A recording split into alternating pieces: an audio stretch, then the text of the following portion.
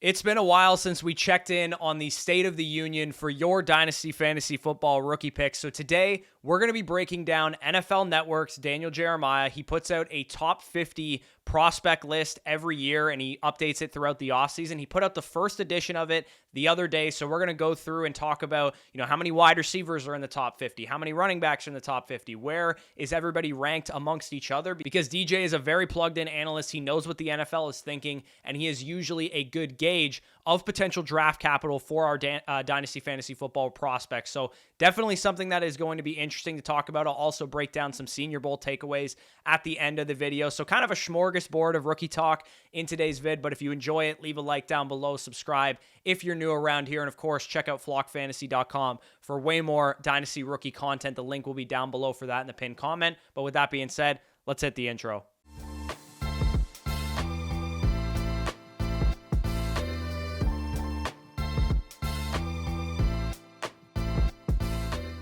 All right, so I'm going to go through DJ's top 50 prospects of 2024. We're going to talk about, the positional rankings that he has and some takeaways, some omissions from the list, as well as some kind of nuggets from the article. And I'll link the article down below if you guys want to check it out. And then at the end of this video, we'll go through the Senior Bowl winners and losers. So again, DJ is one of the most plugged in analysts that you're ever going to find. He does his research. He watches the film. He's been doing this for like 15, 20 years. He's also worked in the NFL as a scout. So he has a good gauge, A, on player evaluation, and B, on what the NFL is thinking, because he actually has sources inside the league. So one of the most important inputs to us as Dynasty players is NFL draft capital, because it can make or break an NFL player's value in terms of their leash, in terms of their opportunities to succeed. Of course, we want first-round quarterbacks. We want first-round wide receivers, second or third round running backs. We don't want day 3 picks and all that kind of stuff. And of course, this will be an interesting topic of discussion, especially once we get closer to the draft. But this is the top 50 that Daniel Jeremiah has. And you guys can see Caleb Williams, Marvin Harrison Jr., Rome Odunze,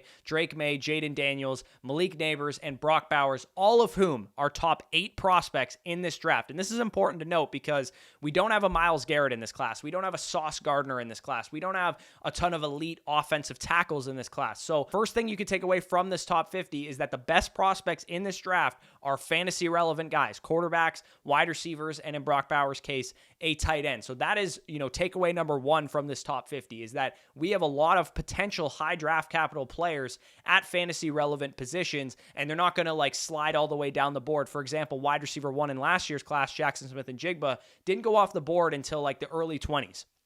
Sometimes we see running back 1 or wide receiver 1 in the class go off the board way later in the first round. Wide receiver 1 in this class is going to go off the board probably in the first 3 to 5 picks. And wide receiver 3 to 4 are going to be off the board in the top 20 as well. So definitely takeaway number 1 is how good this wide receiver class is, how good this quarterback class is. 3 of them in the top 5 overall prospects as well. You guys can notice as you go down the top 50, we have Brian Thomas Jr. coming in at wide receiver 4. I'm a little bit lower on Brian Thomas. I'll talk about that in the interesting nuggets from the article section. The other quarterbacks as well, interesting to note, because if you guys have a bunch of Dynasty first round super flex picks, you want to know, and it's good if Bo Nix, JJ McCarthy, or Michael Penix also go in the first round, because that increases the value of your pick. If you need a quarterback, that's great. If not, it just pushes better prospects down the board. So that's good to know that he has Bo Nix at 23 as the quarterback 4. He has JJ McCarthy at 27 as the quarterback 5, and Michael Penix at quarterback 6 at 40th overall player. And then as expected, if you guys know anything about this class, Devontae Walker, Adonai Mitchell, Keon Coleman, Troy Franklin, Xavier Worthy, Ladd McConkey, Malachi Corley, a couple of omissions here. This wide receiver class is very strong. It's going to have a lot of players go off the board between pick 25 and 45 or pick 25 and 60. That's where a lot of those wide receivers are going to go in the NFL draft, and it's going to make up a lot of the area in that late first round, early to mid second round of our Dynasty rookie draft. So definitely keep an eye on that. We'll talk about the players individually, some of the strengths and weaknesses that DJ outlines for them, and I'll tell you whether I agree or disagree. And then, of course, Jatavian Sanders is the tight end 2 in this class, coming off the board here at the 41st overall player. Pretty big disparity between him and Brock Bowers, but also worth noting that there is 2 top-end tight ends in this class. So some notable takeaways from the top 50 is there are no running backs, right? There's no running backs, no Jonathan Brooks, no Trey Benson, no Braylon Allen, whatever running back you think is the best in this class, Blake Corum. There is no running backs in his top 50. So that is a concern. If you guys are looking for running back talent, you got a late first round pick, hoping to just add a running back and be off to the races, ready to compete next year. It's probably not going to happen. You're probably better off trading for a Josh Jacobs, a Saquon Barkley, of whoever, James Cook, Rashad White. If you're looking for running back talent, you're probably not going to find it, at least late in the first round, early in the second round of this year's rookie class. We were expecting, some better prospects to be in this class. A lot of them went back to school. Some of them had down seasons, and that's not really what's taken place. I would imagine the honeypot for running backs, depending on who gets the draft capital and where they actually go, what teams they go to, it's going to be like the early second round will probably be where RB1 comes off the board, and we'll probably see like 4 or 5 running backs go off the board from Trey Benson, Blake Corum, Jonathan Brooks, Braylon Allen, whatever running back you think is good in this class, Audric Estime and, Jalen Wright, those type of guys will probably find their way, the best draft capital and best landing spot versions coming off the board in the early to mid second round. But none of these guys are in Daniel Jeremiah's top 50. And also, as I mentioned, Jalen Polk, Xavier Legette, not in this top 50 wide receivers that I believe, in my opinion, are better than Devontae Walker and Malachi Corley, who are in this top 50 as well. So those guys probably would be just outside this range, I would imagine, but they were notable omissions for Daniel Jeremiah. So interesting to note for the NFL's purposes. And then some interesting nuggets that I read through when I was going through this article and talking about the top 50 that I either agree with for DJ or disagree with. So I'm going to get kind of micro player takey here. Is Jayden Daniels. Daniel Jeremiah is very high on him, right? He has him at 5th overall. He's his quarterback 3 in the class. Mel Kiper actually has him quarterback 2 in the class. Complementing his ability to throw with touch, with anticipation, and with accuracy, his major knock on Jayden Daniels was taking too many big hits and not protecting himself. But mainly when I look at the whole outlook for Jayden Daniels and Daniel Jeremiah's opinion, he thinks that 2023 was a year of improvement. He got a lot better. He's ready to be a pro prospect, and he doesn't really account for the fact, and of course, DJ's been doing this way longer than me, but as Dynasty players, we value things differently than like real-life NFL scouts do. We know that Jayden Daniels had 5 years of experience in college at Arizona and at LSU, and we also know that Malik Neighbors and Brian Thomas are outstanding wide receiver prospects that definitely help him as a quarterback. Does he completely made by those guys? No, he's definitely adding a lot on his own.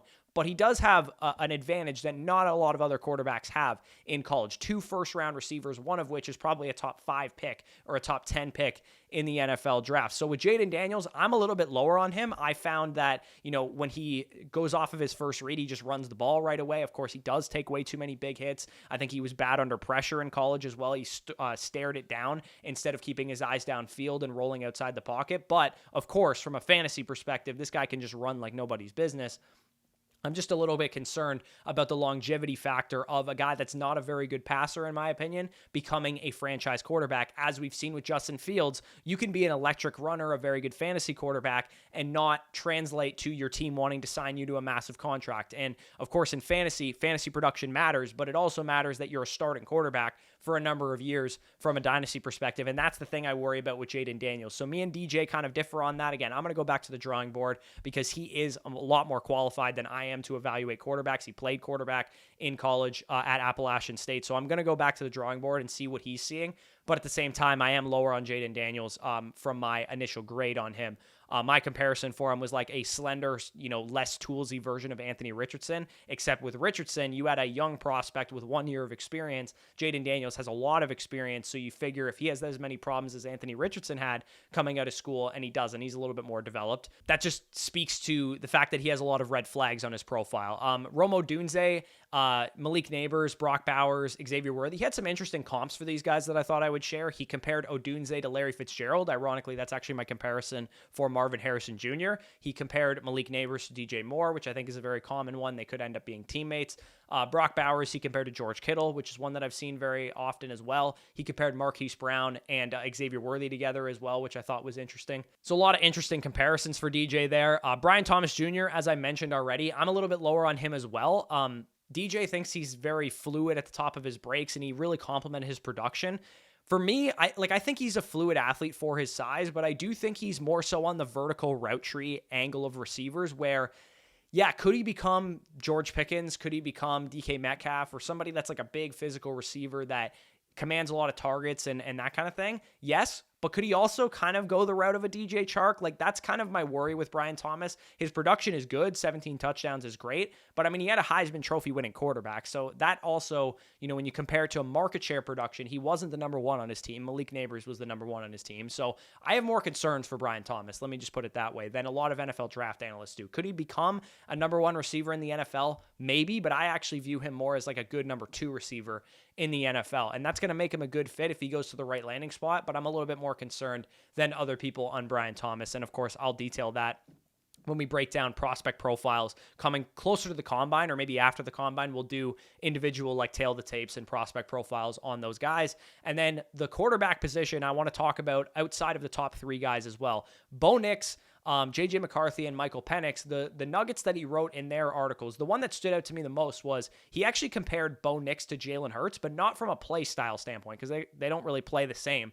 But his combination of competitiveness, intelligence, and experience reminds me a lot of Jalen Hurts coming out of college. That's a direct quote from the article. And what that leads me to believe is that that's what he's hearing from the league, as well as what he's hearing from any kind of coaches that he knows that have connections to Bo Nix. So if he has the makeup to be a franchise quarterback above the shoulders, that's what made Josh Allen able to develop at the next level. That's what made Jalen Hurts able to develop at the next level. So that's a big time green flag on Bo Nix's resume. And it's also worth noting that Daniel Jeremiah kind of missed on Jalen Hurts too. He thought he was a good prospect and he loved the above the shoulder stuff about him, but he thought he had a lot more accuracy concerns and things like that. And it led him to be lower on Jalen Hurts. And this could be Daniel Jeremiah's way of correcting that mistake. He's like, I see this profile again. I'm not going to be wrong on it this time. So for me, Bo Nix is actually my quarterback 3. I believe he's a better prospect than Jayden Daniels from a fantasy perspective. There's definitely arguments to be made there, but interesting that he's as high on Bo Nix as I am, because I also did not expect to like Bo Nix, and I did when I actually ended up grading him. J.J. McCarthy, he comps to Alex Smith, which is kind of game managery. It's hilarious that that's who his comp was. And then Penix, he's very worried about his durability concerns, which again, DJ has connections in the league. If he's worried about the durability concerns, that's a major problem for Michael Penix's potential draft capital. And then, as you would expect, the last thing I want to touch on here is the cluster of wide receivers, right? Adonai Mitchell, Keon Coleman, Xavier Worthy, Troy Franklin, Ladd McConkey, and Malachi Corley. Those were the guys that filled out that like second round area of the top 50 prospects.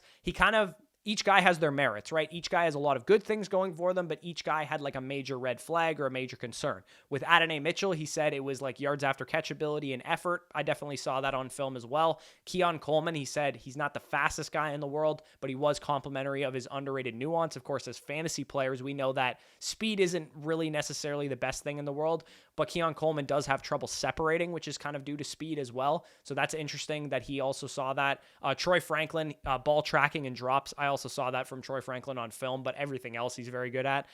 Xavier Worthy, he was very complimentary of his route running ability, which you never hear about Xavier Worthy, right? You always hear speed. You always hear big plays. I think he has the underrated ability to become the next Jalen Waddle. That's who my comp for Xavier Worthy is, because he has 4.2 speed in a straight line and also quick twitch, movement ability that Jalen Waddle has, and of course to a higher degree Tyreek Hill has. So I like that DJ and I are in lockstep on Xavier Worthy being underrated, and the fact that, yeah, he has, bad hands at times, and he also is a slender guy, but he has the ability to develop into a potential number 1 wide receiver, which I really like that DJ is on board with. Ladd McConkey, he loved his route running, and I love his route running too, but his physicality and his size, a little bit of a concern there, but speed, route running, and hands, all check marks for Ladd McConkey.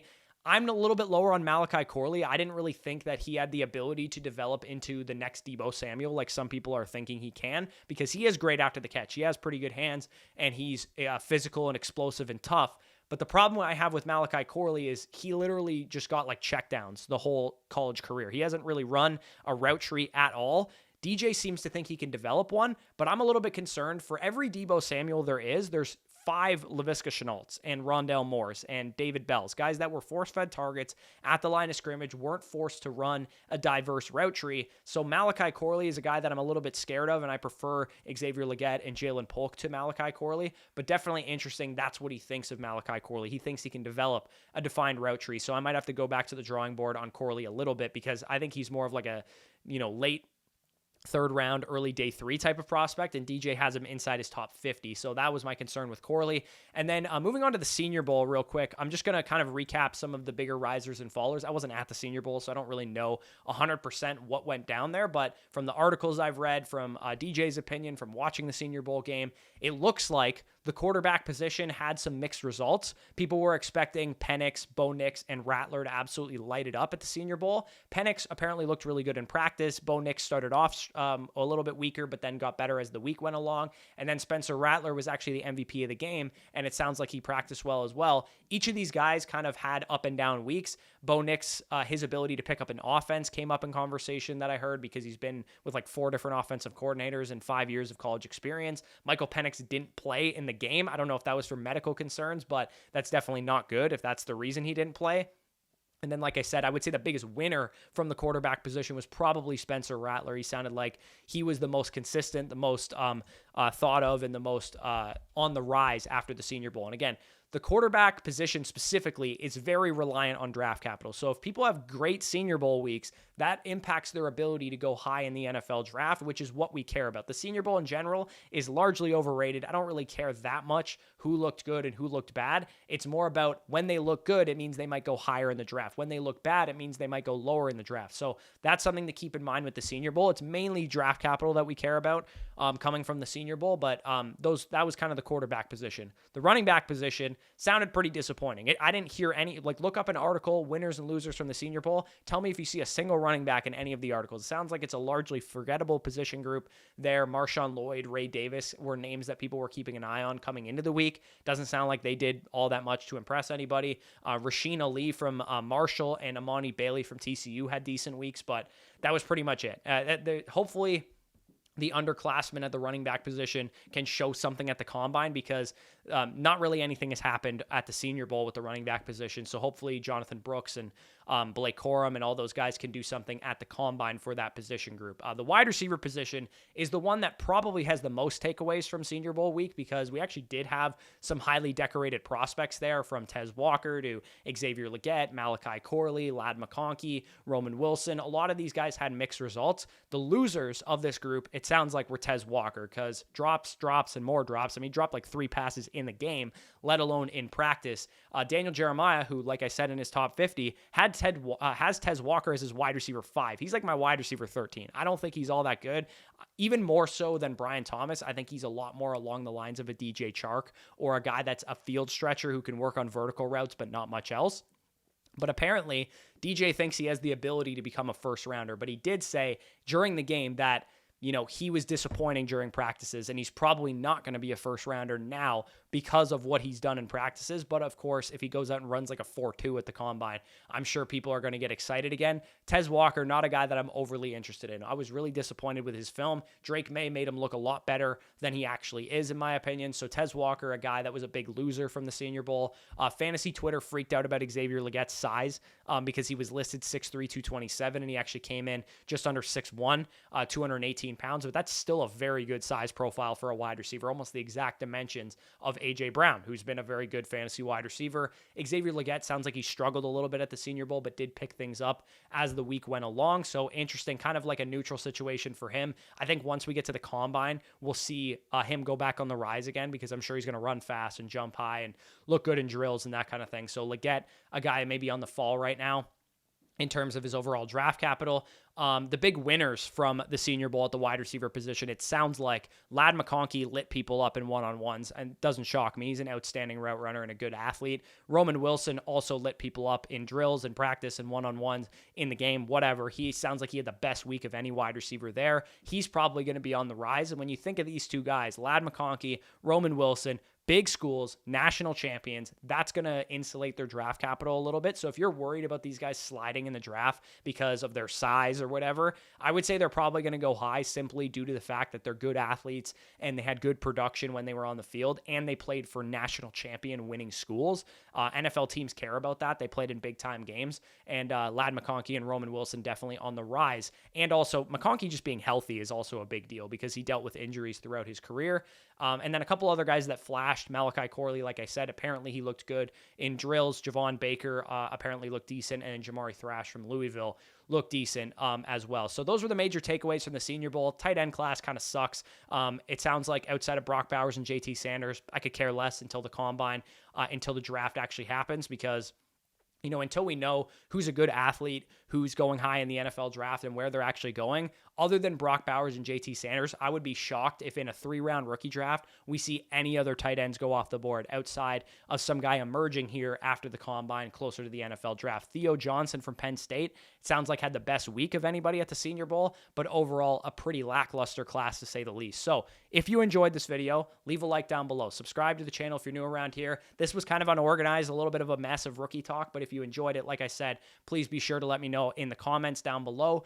Check out Flock Fantasy. If you have any other Dynasty rookie content needs, you will find it over there. Superflex rankings, 1 quarterback rankings, including rookies, by the way, as well as our rookie rankings themselves. They are all live on the site. Our Dynasty trade calculator has rookie picks in it. You can customize it to your league settings. It is the best trade calculator you will ever use. You can get my opinion specifically when you're using the trade calculator. If you go to the expert field, you can do the trade calculator based on our expert rankings, which is me, Mason, Danny, Zach Badake, all the guys that's content's on the site. You can go to our community rankings, which is crowdsourced information, or you can get my opinion specifically. And of course, when you sign up on Flock Fantasy using the promo code FSE, you get 7 days for free. You'll get 6 months for free if you sign up annually. You'll get 30% off of any of the packages. You'll get a free Zoom consultation with myself or with Danny if you sign up annually as well. And additionally, our draft guide is coming out 11 days from now. So if you're interested in all these Dynasty rookie takes that I have here, are my write-ups, my player cards, everything, Danny's opinions on these guys